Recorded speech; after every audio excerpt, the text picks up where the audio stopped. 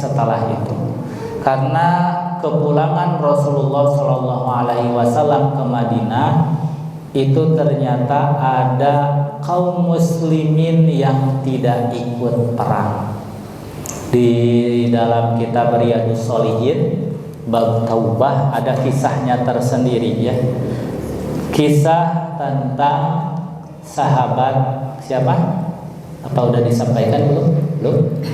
Jadi ada sahabat Nabi yang saat itu Nabi mengajak semua untuk ikut perang Tabuk.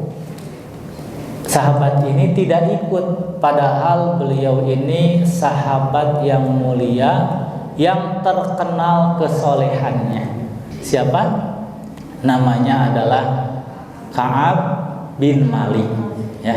Nah, insyaallah untuk sore ini mungkin hingga pukul 4 saya akan sedikit berkisah tentang sahabat Ka'ab bin Malik.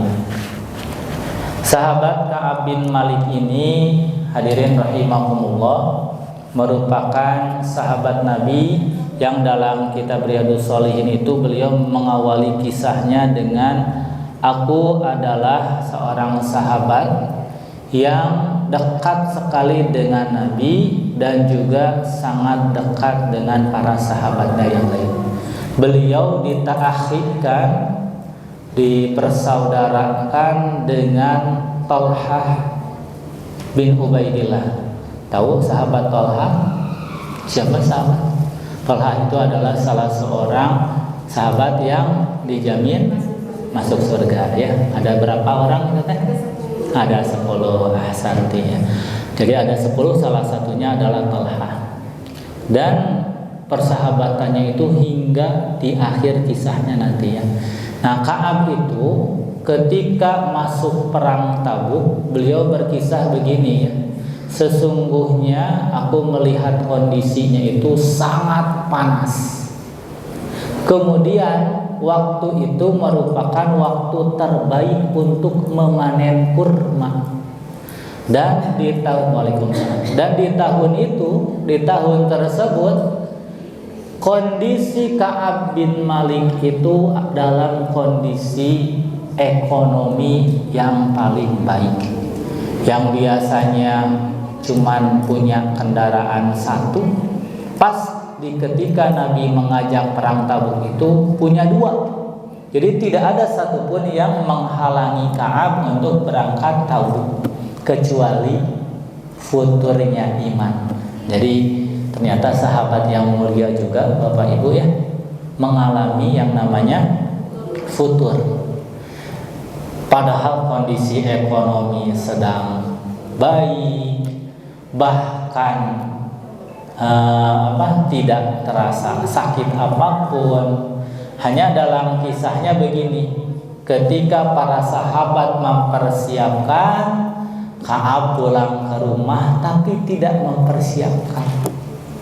Datang lagi ke masjid keesokannya, sampai para sahabat itu sudah siap berangkat, Ka'ab masih belum persiapan. Sampai akhirnya semuanya berangkat, kemudian Ka'ab tertinggal di Madinah. Bersama siapa? Bersama orang-orang yang ditunjuk oleh Nabi untuk tidak berangkat. Ada, jadi gini, yang tidak berangkat ke Tabuk itu ada kaum munafik yang beralasan saya tidak bisa berangkat, saya sakit, pura-pura gitu ya kan. Orang munafik mah idza haddasa kadzdzaba, kalau bicara suka berdusta, tidak berbohong. Nah, kemudian yang kedua ada orang-orang yang soleh namun disuruh oleh Nabi tinggal di Madinah, seperti Ali bin Abi Thalib. Jadi Ali itu pengganti Rasulullah. Engkau di sini urus warga di sini, masyarakat di Madinah, didik para generasi mudanya. Kan kalau perang itu ada kekhawatiran ya, tetap ada wasiat, kalaulah kami meninggal begitu, engkaulah yang akan menggantikan. Jadi Ali itu ditugaskan pengganti Rasulullah di Madinah. Nah, kemudian ada orang yang salih yang ketika itu futur. Salah satunya adalah Ka'ab. Ka'ab akhirnya tidak berangkat. Di tengah perjalanan Rasulullah melihat ke belakang, ternyata tidak ada Ka'ab. Maka ditanya, kemana? Aina Ka'ab? Karena Ka'ab ini sahabat yang dekat dengan Nabi. Makanya wajar ketika Rasul mengabsen Ka'ab. Kan kalau yang jauh mungkin tidak terabsen, apalagi pasukannya banyak. Kemarin yang tercatat di dalam perang Tabuk kaum muslimin berangkat berapa orang? Masih ada catatannya? 10.000 atau berapa? Kalau Hunain itu sampai 12.000 ya. Itu pasukan terbanyak. Tapi kebanyakan pasukan ini merasa bangga dengan jumlah, akhirnya di awal peperangan Hunain itu kalah kaum muslimin ya. Makanya jumlah itu tidak menentukan menang atau kalah. Berapa? Ada? 30.000 ya. 30.000 pasukan. Tapi musuhnya berapa musuhnya? Diperkirakan 40 ribuan ya. Jadi masih unggul bangsa Romawi dan Ghassan gitu ya. Musuh ketika di perang Tabuk.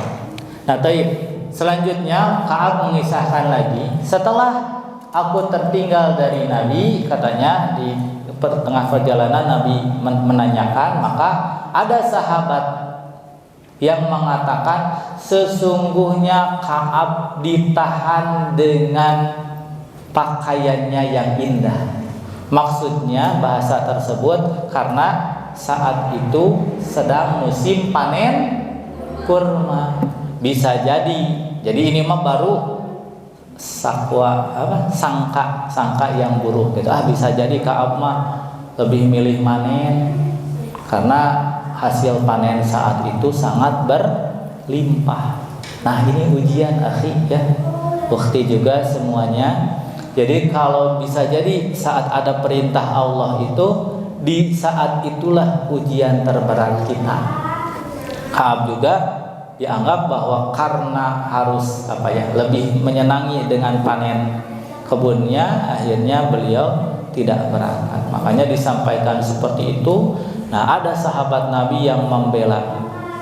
Tidak mungkin Ka'ab bin Malik meninggalkan perintah Rasul untuk berperang hanya gara-gara panen kurma ya.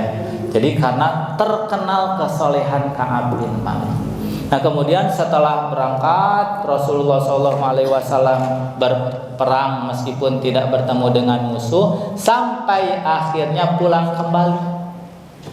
Ya, kalau sudah pulang maka setiap orang akan mendatangi Nabi. Ya, kalau Ali bin Abi Thalib orang yang disuruh menggantikan akan laporan, ya Rasul, alhamdulillah, marhaban, selamat datang. Engkau diberikan oleh Allah keselamatan, dijaga dari mara bahaya dan lain sebagainya. Sambil laporan, selama saya menggantikanmu, diceritakan sama Ali. Kalau orang munafik, apa orang munafik? Tetap datang kepada Nabi sambil meminta maaf. Tapi maafnya plus dusta. Ya Rasul, sekali lagi saya minta maaf. Saya selama di sini tidak ngapa-ngapain, saya sakit dan lain sebagainya. Padahal mah sehat. Itu ya namanya juga orang munafik. Mintakanlah ampunan kepada Allah agar Allah mengampuni dosa saya, karena tidak berangkat perang itu sebuah dosa. Nah, berbeda dengan Ka'ab. Ka'ab dalam pikirannya karena mungkin hatinya dipenuhi dengan penyesalan, dan beliau itu orang yang gentle. Tahu gentle? Jadi mau mengakui kesalahannya, dan itu luar biasa ya. Akhirnya hadirin rahimakumullah, kata Ka'ab dalam hadis tersebut disampaikan, tidak ada sesuatu yang bisa menyelamatkanku dari murka atau marahnya Nabi SAW kecuali kejujuran. Kalaulah saya misalkan berbohong, saya bisa melakukannya. Kenapa? Karena Ka'ab itu pandai berbicara. Kalau antum bicara terus orang tuh sampai yakin sama ucapan antum, berarti antum pandai berbicara. Inilah Ka'ab. Ka'ab pernah diutus kepada satu kabilah untuk berdakwah. Satu kali dakwah, satu kabilah masuk Islam.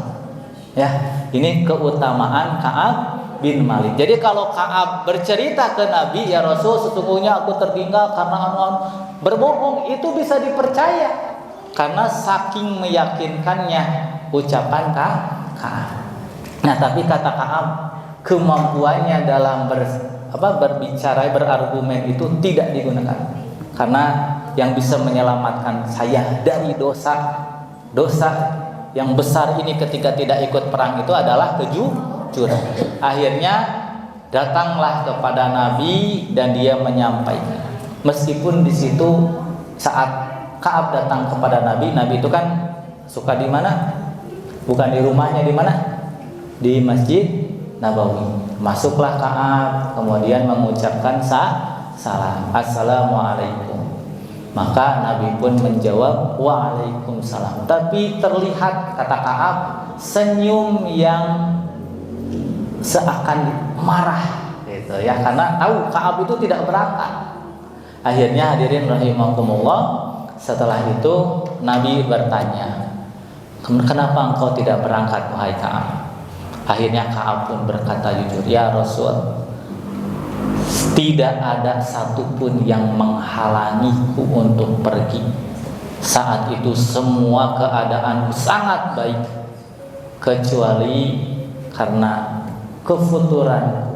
Memang ini mah disebabkan oleh diriku saja yang meureun mun teu angkat kitu nanaon atas kebodohanku, kekhilafan.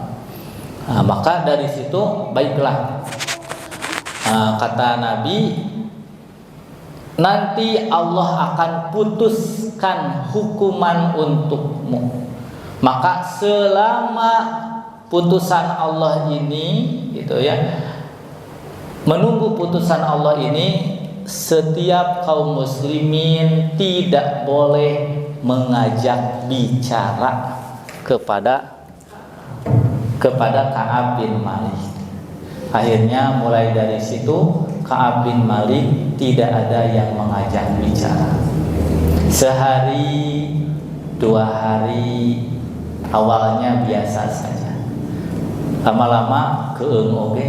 Akhirnya bertanya, ini sebelum dihukum gitu ya, sebelum dihukum itu ada perbincangan seperti ini. Jadi awalnya itu ketika Rasul memvonis tidak boleh bicara itu, sebelumnya ada yang membisikkan kepada Ka'ab, bahkan dari keluarga Ka'ab, dari orang-orang terdekat Ka'ab, wahai Ka'ab, daripada engkau nanti dihukum oleh Nabi, berat sekali hukumannya, engkau tidak akan mampu, lebih baik engkau datang lagi ke Nabi, engkau berargumenlah. Yang lain juga sama, maksudnya orang-orang munafik, mereka datang kepada Nabi minta agar diampuni, kemudian Nabi berdoa kepada Allah agar diampuni dosa-dosa mereka, beres, gak usah harus ribet-ribet tunggu dihukum dulu dan lain sebagainya. Tapi akhirnya Ka'ab berkata seperti ini, adakah orang yang sama sepertiku? Ternyata ada, ya. Jadi yang jujur itu memang sedikit, tapi tidak satu, hanya 3. Yang pertama Ka'ab bin Malik, yang kedua siapa? Hilal, ya. Kemudian yang ketiga adalah Murarah. Jadi 3 sahabat ini. Tapi yang 2 ini sudah sepuh. Tapi luar biasa ya, meskipun sepuh, tetap ada kewajiban untuk berangkat perang. Sedangkan Ka'ab ini masih muda. Maka nanti di kisahnya ini berbeda hukumannya ya untuk yang 2 ini. Baik, kita lanjut. Kemudian setelah itu tetap Ka'ab pada pendiriannya, saya tidak akan berbohong, beralasan apapun, pokoknya ini atas dasar kesalahan saya. Sehari 2 hari. Nah, kalau Murarah dan Hilal ketika dihukum tidak boleh diajak bicara, keduanya tinggal di rumah, tidak berani keluar. Nah, kalau keluar percuma, gak ada yang ngajak bicara. Dia ngomong sendiri, leos misalkan ya, Assalamualaikum, tidak ada yang menjawab ya, dan lain sebagainya. Apa kabar? Tidak ada, dan lain sebagainya. Ya sudah di rumah saja sambil menangis, meminta kepada Allah, ya Allah ampuni dosa saya. Hari kedua belum ada, hari ketiga, sampai berapa hari? Awalnya 40 hari. Ya. Tapi Ka'ab bin Malik karena anak muda, teu nanaon jika nanti diajak ngobrol ya. Namanya juga anak muda. Datang ke masjid ketika Nabi sholat berjamaah, datang.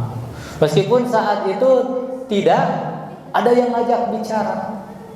Bahkan kata Ka'ab, saya pernah datang ke masjid saat itu ada Nabi dengan para sahabat, kemudian saya mengucapkan Assalamualaikum, tapi tidak ada jawaban kecuali aku hanya melihat bibir Nabi yang bergerak seakan menjawab. Padahal sebetulnya tidak boleh ya diajak bicara selama 40 hari ini.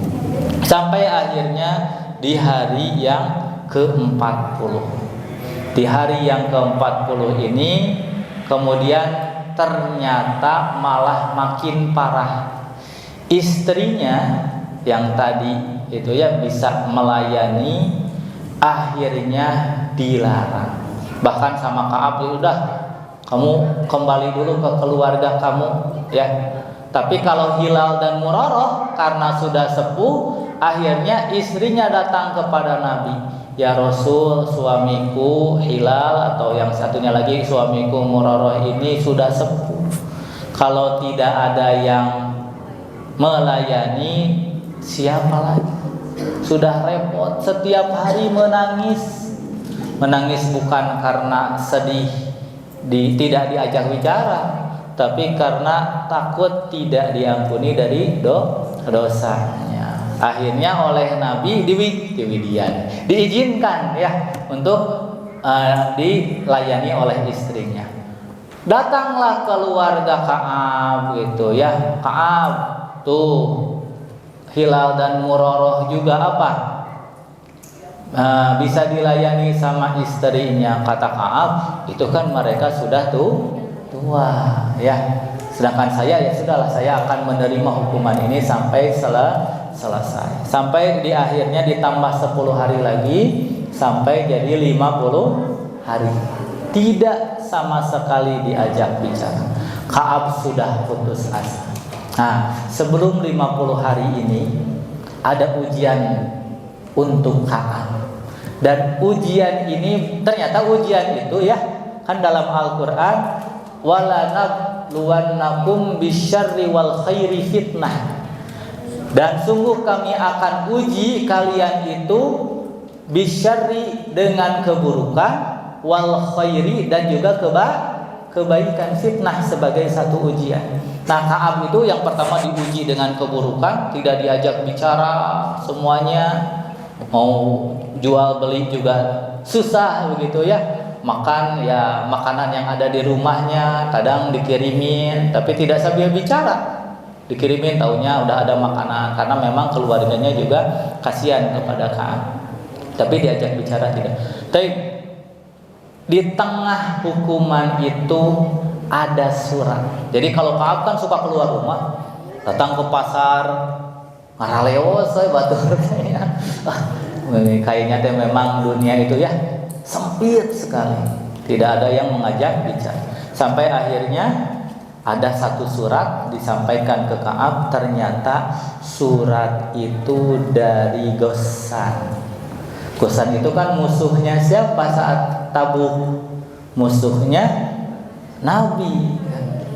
Kata Raja Ghassan itu dalam surat tersebut, salam sejahtera gitu ya untukmu wahai Ka'ab bin Malik. Sesungguhnya kami tahu kisah tentang dirimu yang diabaikan. Nah, posisi Ka'ab kalau di dalam perang itu seorang panglima. Jadi musuh itu tahu, kan kita juga kadang tahu ya. Kayak misalkan tentara negara lain panglimanya siapa tahu. Nah, kondisi itu terdengar kabarnya ke Ghassan sampai surat itu datang. Daripada engkau tetap di Madinah dan engkau diabaikan, datanglah kepada kami. Kami akan berikan apapun fasilitas terbaik untukmu.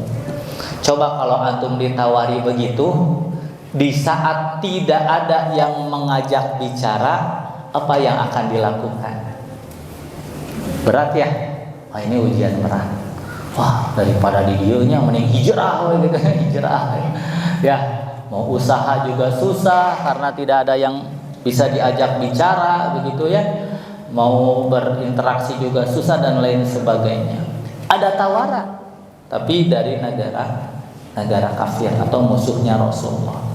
Nah, karena memang kuatnya iman Ka'ab bin Malik, akhirnya surat itu dirobek, dibakar. Wah, demi Allah, ini ujian yang apalagi katanya ya. Ya Allah, asal engkau ridho ya. Yang penting engkau mengampuni dosaku. Apapun yang terjadi, meskipun aku tidak ada yang mengajak bicara, aku akan bersabar. Nah, sampai di hari yang keberapa? Ke-50. Akhirnya lulus ya ujian Ka'ab bin Malik. Di hari ke-50 ada orang yang membawa kabar gembira. Ada yang naik ke gunung berteriak, wahai Ka'ab, sesungguhnya Allah telah memberikan keputusan. Ada yang naik unta. Sampai saking senangnya Ka'ab bin Malik dengan kabar gembira itu, beliau mengatakan, akhirnya aku datang ke rumah mencari hadiah yang terbaik untuk saudara yang memberikan kabar gembira. Karena tidak ada, dan pakaian yang hanya ada yang dipakai saja, akhirnya beliau pun meminjam pakaian kepada saudaranya untuk diberikan. Itu ya. Jadi ngahutang heula. Nah, naonnya saking senangnya begitu ya. Nah, akhirnya kemudian beliau datang kepada Nabi, apakah pengampunan ini darimu ya Rasulullah? Maka kata Nabi, bukan. Sesungguhnya Allah yang memberikan pengampunan. Karena memang Ka'ab bin Malik istilahnya mah kalau dari Nabi ya itu wajarlah, memang kesalahan saya. Tapi kalau Allah yang tidak mengampuni atau Allah yang mengampuni, itu urusannya di akhirat nanti. Akhirnya Ka'ab, Murarah dan Hilal pun mendapat ampunan dari Allah Subhanahu wa ta'ala. Bahkan para ulama menyebutkan bahwa kisah Ka'ab ini bisa jadi, kan kalau yang berangkat perang itu kan tidak jadi berperang, namun langsung oleh Allah diberikan kemenangan, diberikan harta rampasan perangnya dan lain sebagainya, yang ditinggalkan pergi oleh musuh begitu ya, pasukan musuh. Nah, yang bisa jadi yang menang perang itu adalah Ka'ab yang tidak ikut perang, karena beliaulah yang mampu memerangi hawa nafsunya dari berkata dusta. Berat sekali ya, sampai tidak diajak bicara oleh semua orang. Mungkin itu ya kisah pasca perang Tabuk yang pertama. Insya Allah nanti ada kisah yang kedua, yaitu bagaimana kemudian Rasulullah Shallallahu Alaihi Wasallam mengutus Abu Bakar As-Siddiq untuk melaksanakan ibadah haji. Kemudian juga nanti mengutus Ali bin Abi Thalib juga sama ya, dan yang lainnya. Kemudian setelah itu kenapa diutus? Karena saat itu ibadah haji masih jahiliyah. Apa bedanya haji jahiliyah dengan yang diajarkan oleh Nabi? Bedanya dalam labbaik, Allahumma labbaik, labbaik la syarika laka labbaik, innal hamda wan ni'mata laka wal mulk la syarika lak. Nah, la syarika lak itu oleh orang musyrikin itu ditambah illa gitu ya, man adina li syarkin, artinya kecuali sesuatu yang menjadi perantara bagimu. Nah, jadi perantara itu kan apa? Orang musyrik mah Lata, Uzza, Manat, Hubal itu kan dipasang di Ka'bah itu sebagai zulfa bahasa Al-Qur'annya itu, perantara untuk meraih agar dikabulkannya doa-doa yang mereka panjatkan kepada Allah. Jadi melalui patung-patung itu. Padahal kita tidak usah berwasilah dengan patung ya, karena kata Allah juga dalam Al-Qur'an, doa itu fa inni qarib, Allah itu dekat ya. Jadi jangan gak usah pakai perantara. Kemudian yang kedua, perbedaan haji orang-orang musyrikin Quraisy itu adalah ketika tawaf, orang-orang musyrikin itu tidak berbusana, tidak menggunakan sehelai kain pun. Alasannya apa? Najis. Apa yang digunakan ini bisa jadi dari harta yang haram, tidak pantas digunakan untuk ibadah haji. Maka dilepaslah semuanya, mereka bertawaf tanpa busana. Ya, kabayang gitu ya. Nabi Muhammad akhirnya mengutus Abu Bakar untuk memperbaiki hal-hal tersebut. Maka diganti dengan apa? Pakaian ihram.